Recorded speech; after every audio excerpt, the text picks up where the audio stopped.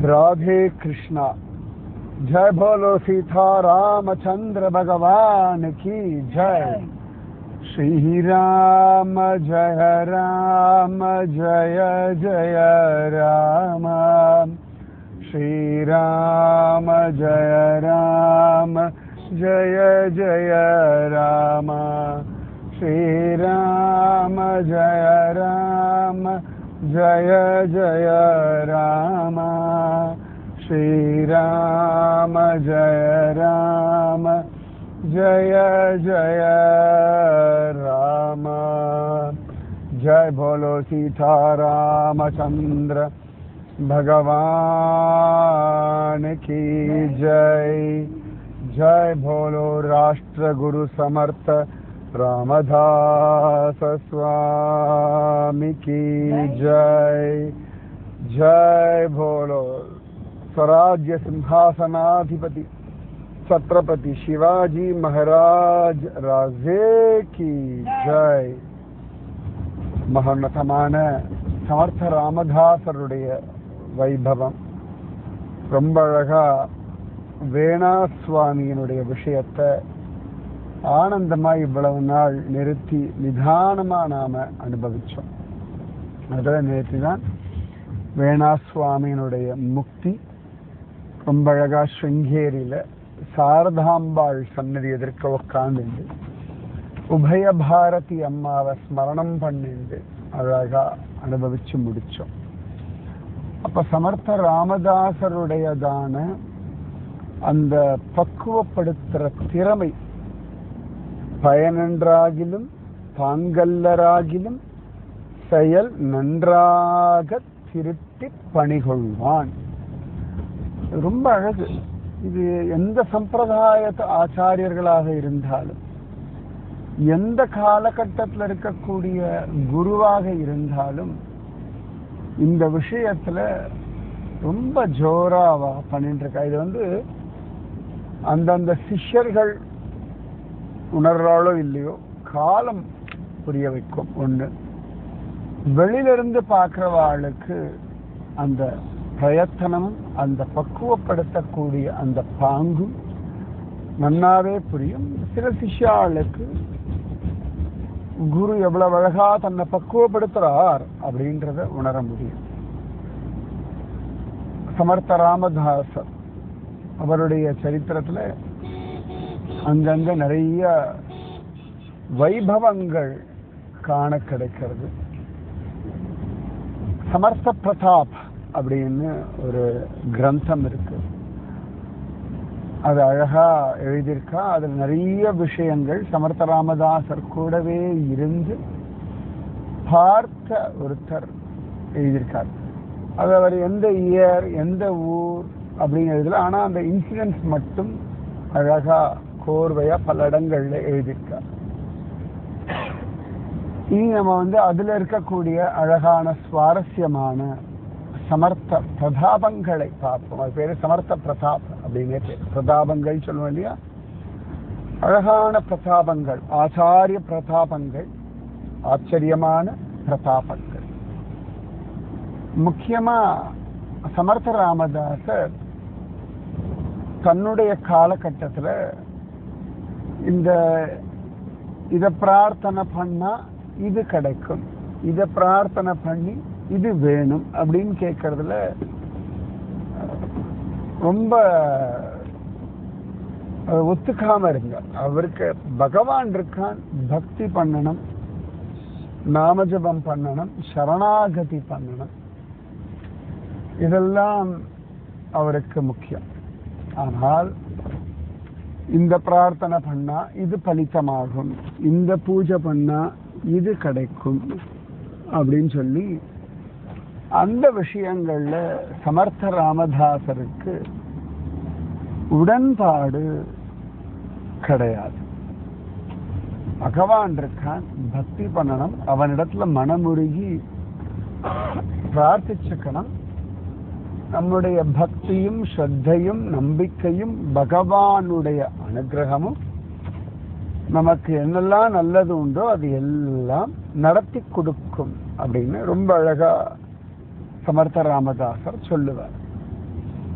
எவ்வளவு சொன்னாலுமே இந்த சம்சாரிகளுக்கு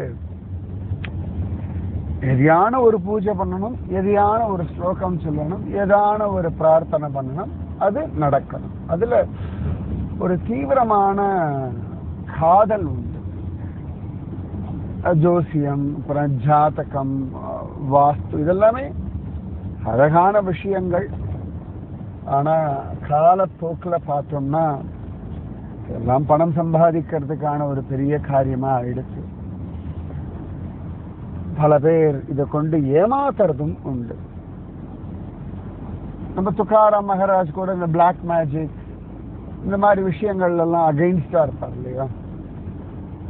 சமர்த்த ராமதாசர் எல்லார்டையும் சொல்லுவார், எல்லாரும் இது வேணும் அது வேணும்னா நீ இந்த ஸ்லோகம் வாசின்னு ஒருத்தருக்கு கூட சமர்த்த ராமதாசர் உபதேசம் பண்ணவே இல்லை. ஏன்னா இன்னி காலகட்டத்திலலாம் பாகவதத்துல இந்த கட்டம் வாசிச்சா இது நடக்கும், பகவத்கீதையில இந்த ஸ்லோகம் வாசிச்சா இது நடக்கும், இது கிடைக்கும், அப்புறமா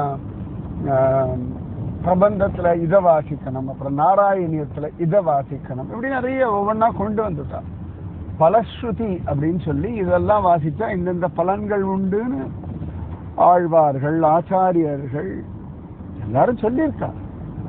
ஆனா இது ஒன்றுதான் பலன்னு சொல்லல. பலன் பகவத் அனுபவம் தான் பலன். அப்ப நிறைய பேர் என்ன பண்ணுவா, அந்த ராமராயாவிடத்துல பிரார்த்தனை பண்ணிப்பா. சமர்த்த ராமதாசர் ஒரு பக்கம் சொல்லுவா, எதுனாலும் ராமராயா இருக்கார், அவரிடத்துல பொறுப்பு ஒப்படைச்சிடுங்கோ. அதாவது பிரார்த்தனை பண்ணிக்கோங்க. சமர்த்த ராமதாஸ் சொல்லுவார், நிச்சயமா பிரார்த்தனை பண்ணிக்கோங்க, பகவான் நடத்தி கொடுப்பான். நல்லது எதுவோ உங்களுக்கு உகந்தது எதுவோ அது நடத்தி தருவான். ஆனா இது நடந்தால் நான் இதை பண்றேன் அப்படின்னு அந்த மாதிரி ஒரு டீலிங் நான் சொல்லுவேன் இல்லையா. எப்பொழுதுமே டீலிங், இந்த டீல்ன்ற வார்த்தையே பிரகலாதன் கற்றுக் கொடுத்தது தான் எனக்கு. என்ன வியாபாரமா, நான் பக்தி பண்ணா நீ இதை கொடுப்பாய் அதை கொடுப்பாய் அப்படின்றதுக்கும், நீ அதை கொடுக்கணுன்றதுக்காகவே நான் பக்தி பண்றதும் இந்த டிமாண்ட் பண்றதும் அது எந்த விதத்துல ஒரு பக்தி ஆகும். அம்மா இதெல்லாம் கொடுத்தாதான் எனக்கு அம்மா, இதெல்லாம் பண்ணாதான் அப்பா, எனக்கு இப்படி எல்லாம் நடந்துட்டாதான் பிள்ளைகள் அப்படின்னு ஒரு டிமாண்ட் டீலிங் இருந்தா அங்க எப்படி அன்பு இருக்கும்? அது டிமாண்டோ டீலோ அன்பை கொடுக்காது. இப்போ எத்தனையோ பொருட்கள் வாங்குறோம், இல்லாட்டி எங்க ஹோட்டல்ல தங்குறோம், இல்லாட்டி ஏதானும் கடைகள்ல சாமான்லாம் வாங்குறோம், அங்கெல்லாம் டீல் தானே. ஆடி தள்ளுபடின்னு இப்ப ஆடி சேல்னு போடுவா, ஏரன் சேல்னு போடுவா, அதெல்லாம் அங்க ஒன்றும் அன்பெல்லாம் ஒன்றும் கிடையாது. முழுக்க முழுக்க வியாபாரம். ஸோ பக்தி அப்படின்றது வியாபாரம் இல்லையே. சமர்த்த ராமதாசர் எல்லாம் சொல்லுவார். நிறைய பேர் அழகா பிரார்த்தனை பண்ணிப்பார்கள். ஆனா பிரார்த்தனை பண்ணிட்டு இது நடந்தது அது நடந்ததுன்னு சமர்த்த ராமதாசர் இடத்துல சொல்லுவார்கள். முக்கியமா நிறைய பேர் இந்த குழந்தை பாக்கியம் இல்லாதவர்களுக்கு குழந்தை பாக்கியம் கிடைக்கும். அப்ப சமர்த்த ராமதாசர் இடத்துல கொண்டு ஆசீர்வாதம் வாங்கிட்டு அவ சொல்லுவா, ராமராயா சத்தியம், ராமராயாக்கு இதை பிரார்த்திச்சுட்டேன், எனக்கு குழந்தை பாக்கியம் கிடைச்சு. உடனே சமர்த்த ராமதாசர் இப்படி கேட்பாராம், ஏதான கொடுக்குறேன்னு பிரார்த்திச்சுண்டியோ அப்படின்னு வரான்.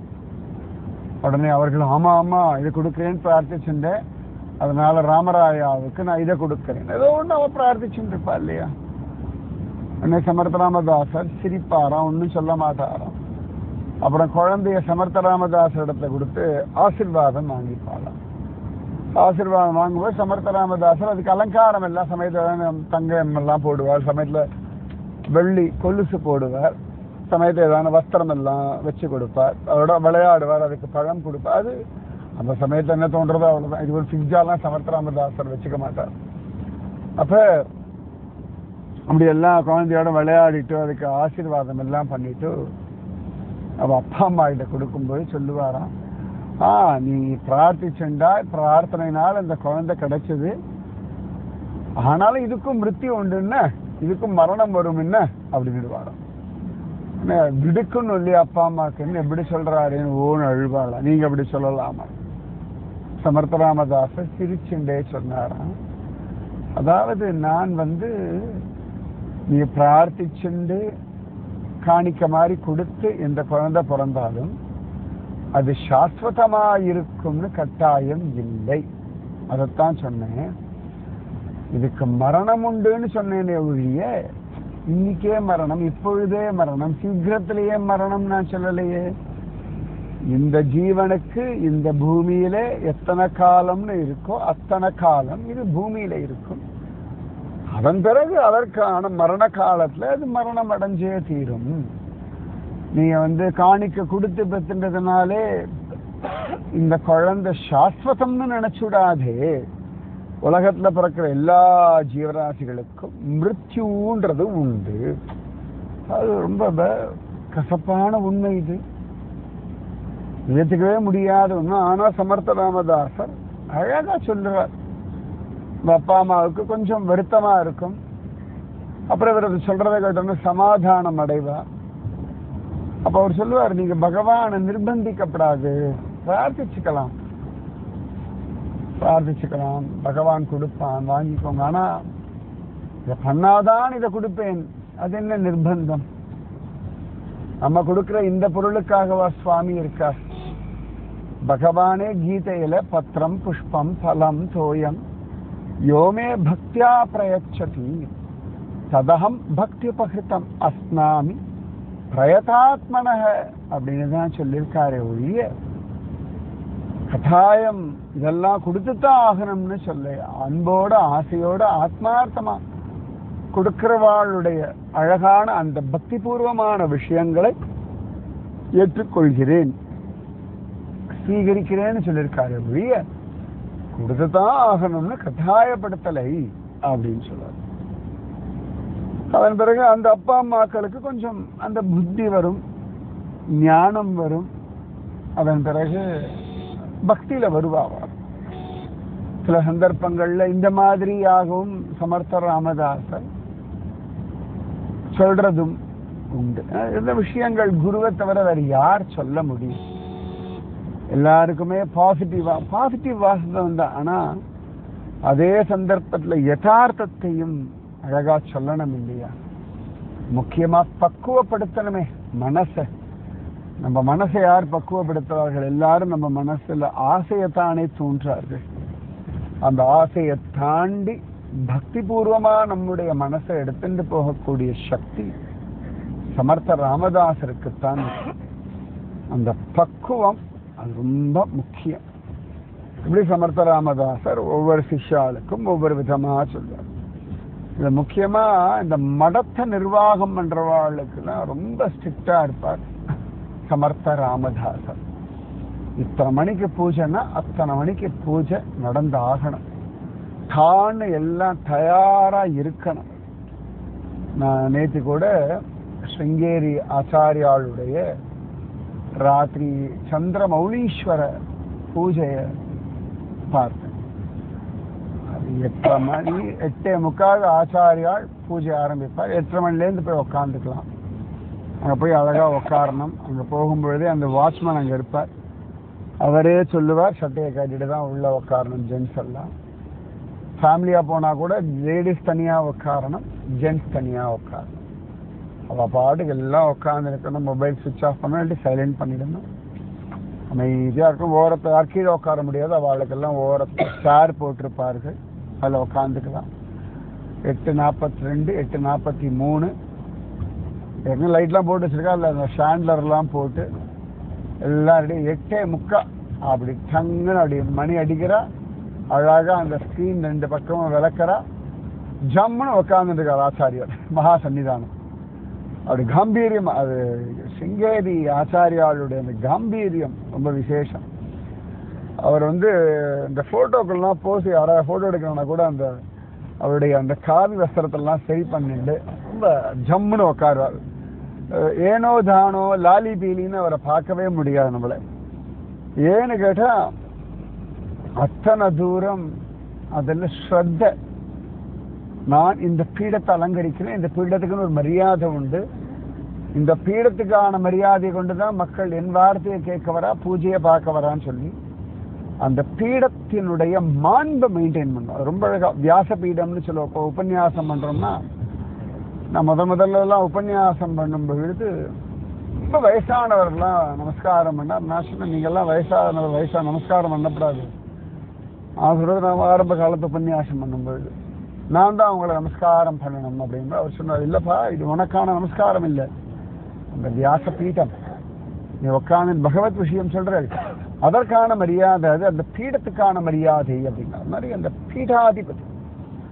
அப்படி ஆச்சாரியால் அந்த சீனை திறந்தாச்சு. அப்படி எல்லாரையும் ஒரு பார்வை பார்த்தா அவர் பாட்டுக்கு அழகாக அந்த பூஜையை ஆரம்பிச்சாச்சு. வேற ஒன்றும் கிடையாது. நான் ஏற்கனவே ஒரு தடவை ஒரு சந்திரகிரகண சமயத்திலையும் ஆச்சாரியால் பூஜையை பார்த்துருக்கேன். பிக்ஷாவந்தன சமயத்துலையும் அந்த உட்கார்ந்து இருக்கிறதா இருக்கட்டும், அந்த அக்ஷர ஆசீர்வாதம் பண்றதா இருக்கட்டும், பேசும்பொழுது அந்த நிதானமா இருக்கட்டும், இல்லாட்டி ஒரு கூர்ந்து கவனிச்சு அதை பதில் சொல்றதா இருக்கட்டும், ரொம்ப ஆச்சரியமா இருக்கும். ஆச்சாரிய புருஷாவுடைய அந்த ஸ்ரத்தை, அந்த ஒரு நீட்னஸ், அந்த ஒரு அழகான ஒரு டிசிப்ளின் நமக்குலாம் ரொம்ப கஷ்டம். சம்சாரிகளுக்கு பெரிய கஷ்டமே டிசிப்ளின். பல சந்தர்ப்பங்களில் குரு மேல கோபம் வரும் அப்படின்னா அந்த டிசிப்ளின்ற ஒரு விஷயத்தை ரொம்ப பிடிப்பான். அந்த டிசிப்ளின்ல நம்மெல்லாம் 34 35 தான் ஓடிட்டு இருக்கோம். யாரும் 95 100 65 வரதில்லை, 55 கஷ்டம். 45 போனாலே first class good mark. 34 35 34 just பாஸ்லயே கிரேஸ் மார்க்ல தான் ஓடிட்டு இருக்கு. அந்த டிசிப்ளினே குருக்கு அனுகிரகத்தினால தான் வச்சுக்கோங்க. அப்ப சமர்த்த ராமதாசர் ரொம்ப அழகா டிசிப்ளின்டா இருப்பார். அவர் உடுத்திக்கிறது வெறும் கோமணம் இல்லாட்டி ஒரு காவி வஸ்திரம் தான், அது கூட கிளீனா நீட்டா உடுத்திப்பார். அது குளிச்சு முடிச்சாச்சு துவைச்சாச்சுன்னா ப்ராப்பரா உணர்த்தணும். அவர் எப்படி சொல்றாரோ அப்படிதான் அதை உணர்த்தணும். மடிச்சு வைக்கும் பொழுது அவர் எப்படி சொல்றாரோ அப்படிதான் மடிச்சு வைக்கணும். நிஜமாவே அது நான் நிறைய குருமார்களிடத்தை பார்த்துருக்கேன், குருஜி அம்மாட்ட பார்த்துருக்கேன், ஆழ்வார் திருநகரி எம்பெருமானார் ஜிஆர் சுவாமி கிட்ட பார்த்துருக்கேன், அப்புறமா திருக்குறுங்குடி ஜிஆர் சுவாமி கிட்ட பார்த்துருக்கேன், அப்புறம் சாந்தானந்தபுரி மகராஜ் அவரிடத்துல பார்த்துருக்கேன். இவர்கள்லாம் நான் பார்த்த சில ஆச்சாரிய புருஷர்கள். அப்போ ஒவ்வொருத்தருமே அந்த டிசிப்ளின் அது ரொம்ப ஸ்வபாவமா அவளுக்கு வர்றது. அப்ப அந்த மாதிரி சமர்த்த ராமதாசர் அப்படி கம்பீரியம், அவருடைய வஸ்துக்கள் எதாவது வைக்கிறதா இருக்கட்டும், எடுக்கிறதா இருக்கட்டும், அவருடைய அந்த கையில் இருக்கக்கூடிய தண்டம் குபடியா இருக்கட்டும், ஜபமாலையா இருக்கட்டும், கமண்டலா இருக்கட்டும், இந்த இடத்துல அப்படிதான் இருக்கணும்னா அப்படிதான் இருக்கணும். அப்ப சமர்த்த ராமதாசர் தன்னுடைய மடத்தை நிர்வாகம் பண்ணக்கூடிய சிஷ்யாள இடத்துல அப்படி இருப்பார். அவர் நிறைய ரூல்ஸ் எல்லாம் உண்டு. மடத்தை நிர்வாகம் பண்றவர்களுக்குன்னு சில ரூல்ஸ் எல்லாம் உண்டு. முக்கியமா அந்த மகாராஷ்டிராக்குள்ள இருக்கக்கூடிய மடத்தை நிர்வாகம் பண்ணக்கூடிய 1100 1400 மட்டங்கள் கிட்ட சமர்த்த ராமதாசர் ஸ்தாபிதம் பண்ணியிருக்கார். அதெல்லாம சிஷ்யாலாம் உண்டு. ஸோ அதுல ஒரு மட்டத்தினுடைய நிர்வாகம் தான் நம்ம வேணாபாய் பார்த்துட்டு இருந்தா, மீரஞ்ச். அது இப்போ அந்த மாதிரி அந்த மகாராஷ்டிராக்குள்ள இருக்கக்கூடிய மட்டத்தை நிர்வாகம் பண்ணக்கூடியவர்கள், நேத்திரத்துவம்னு அவ சொல்வார், அதை கண்காணிச்சு பார்த்துக்கிறவர்கள். அப்ப அந்த மகாராஷ்டிராக்குள்ள இருக்கவா 3 வருஷத்துக்கு ஒரு தடவை சமர்த்த ராமதாசரை வந்து கட்டாயம் பார்த்தே ஆகணும். அவரே அங்க போனாலும் சரி, 3 வருஷத்துக்கு ஒரு தடவை சமர்த்த ராமதாசரை வந்து பார்க்கணும்.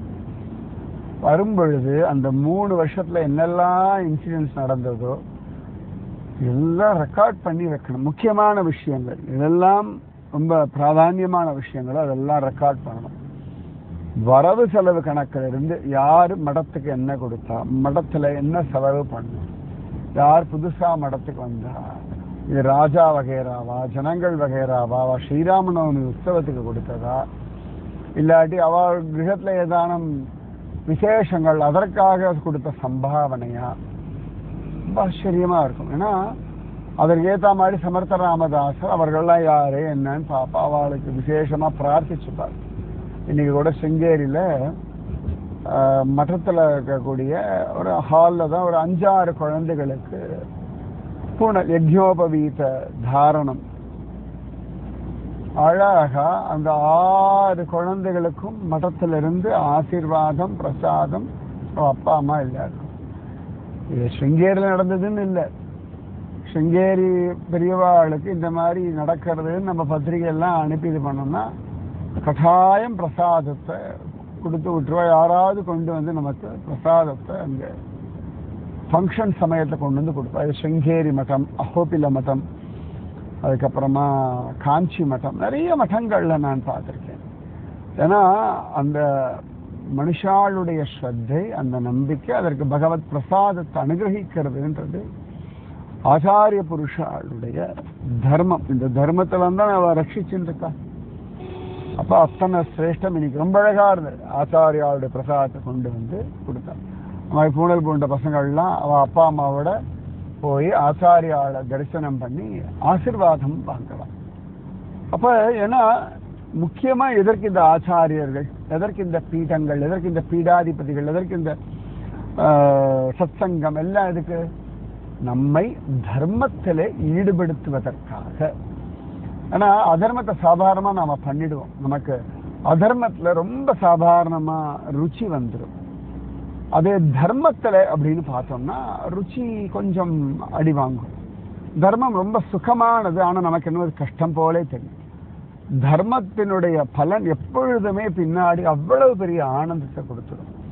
ஸோ நாம் எப்பெல்லாம் தர்மப்படி நடக்கிறோமோ அப்பொழுதெல்லாம் அதற்கு சப்போர்ட்டிவா, அதற்கு என்கரேஜ்மெண்ட்டா, அதற்கு ஒரு ஆசீர்வாதமா மகாத்மாக்களுடைய அனுகிரகம் நமக்கு கிடைக்கும். ஸோ சமர்த்தராமதாசர் அந்த மகாராஷ்டிராவில் இருக்கக்கூடியவன்னா ஜோரா 3 வருஷத்துக்கு ஒரு தடவை வந்து சமர்த்தராமதாசரை பார்த்து எல்லாம் சொல்லணும். அதே வெளியூர்கள்ல இருக்கார்கள் அப்படின்னா அப்ப அவர்கள்லாம் 11 வருஷத்துக்கு ஒரு தடவை சமர்த்தராமதாசரை பார்க்க, அவர் எங்க இருக்காரோ அங்க வரணும்.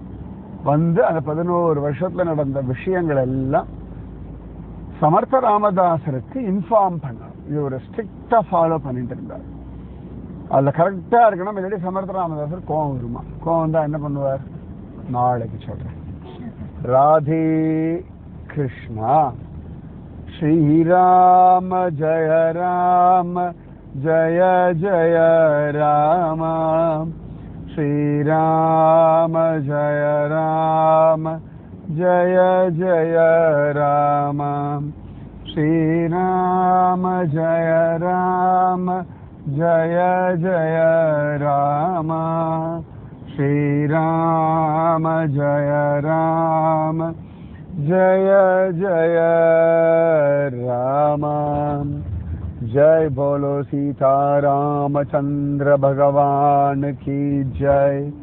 जय बोलो राष्ट्र गुरु समर्थ रामदास स्वामी की जय.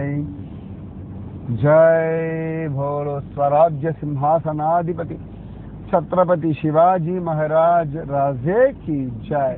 जय बोलो श्रृंगेरी आचार्य पुरुषार्थ की जय. जय बोलो श्रृंगेरी शारदा देवी की जय. जय बोलो उडुपी श्रीमन मध्वाचार्यार की जय. जय बोलो उडुपी श्री कृष्ण भगवान की जय. जय बोलो उडुपी अनंतेश्वर महादेव की जय. जय बोलो उडुपी चंद्रमौलीश्वर भगवान की जय. जय बोलो कटिल दुर्गा परमेश्वरी की जय. जय बोलो तुंगा देवी की जय. जय बोलो भद्रा देवी की जय. जय बोलो विभंडक महर्षि की जय. जय बोलो ऋष्यशृंग महर्षि की जय. जय बोलो वीर धीर सूर आंजनेय स्वामी की जय. राधे कृष्णा. श्रृंगेरिलिருந்து திரும்பி மங்களூர் போற வழியில இந்த உபன்யாசத்தை கார்ல தான் ரெக்கார்ட் பண்ணியிருக்கேன். அதனால ஹார்ன் சவுண்ட்லாம் கேட்டிருக்கும். ஆனாலும் என் சவுண்ட் நன்னாவே கேட்டிருக்கும். சமர்த்த ராமதாசர் உங்களுக்கும் உங்கள் குடும்பத்திற்கும் பூரண அனுகிரகம் வருடம். இன்னைக்கு தான் மீனாட்சி சுந்தரேஸ்வரர் கல்யாண நாள். மதுரை முழுக்க அப்படியே அற்புத விசேஷமா இருக்கும். ஆச்சு சித்ரா பௌர்ணமி வர்றது. அழகரும் வைகைக்கு இறங்கிடுவார். கிளம்பியாச்சு, ஊர்லேருந்து அவர் கிளம்பியாச்சு. இங்கே கல்யாணம் முடியும், அழகர் உள்ள வருவார். மதுரையே வாராரையா வாராரு அப்படின்னு ஆடிண்டே இருக்கும். ராதே கிருஷ்ணா.